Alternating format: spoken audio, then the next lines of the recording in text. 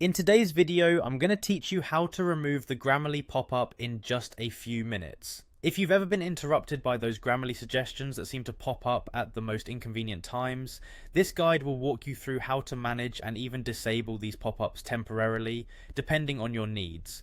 Let's dive right into it and make your browsing experience more seamless.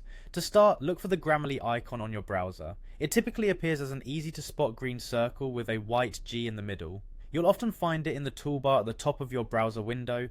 This icon is the main control hub for Grammarly's functionality, so every action you'll take to manage its features begins here. Now once you've located the Grammarly icon, click on it.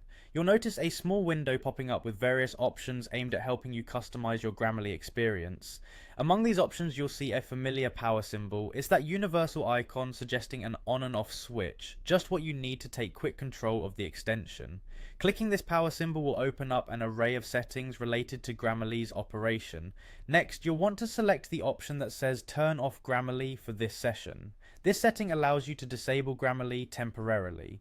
It's perfect for situations where you need a break from pop-ups but don't want to disable the extension altogether. Keep in mind, turning it off for the session means it will reactivate the next time you open your browser, so it's a quick fix rather than a permanent solution. Now, if you want a more comprehensive solution and wish to take it a step further, you can navigate to the Browser Extensions menu. You can often find this in the Settings or Tools section of your browser.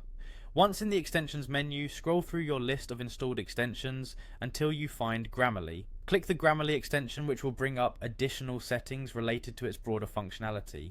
Finally, toggle the switch to disable Grammarly from your browser entirely. This action prevents it from running in the background until you opt to enable it again. This way you'll no longer have any pop-ups or suggestions unless you decide to turn Grammarly back on and make use of its features once more. Remember, these steps give you control over your browsing experience with Grammarly, either offering a temporary respite from pop-ups or a complete halt in its operation. You can always reverse these actions by going back to your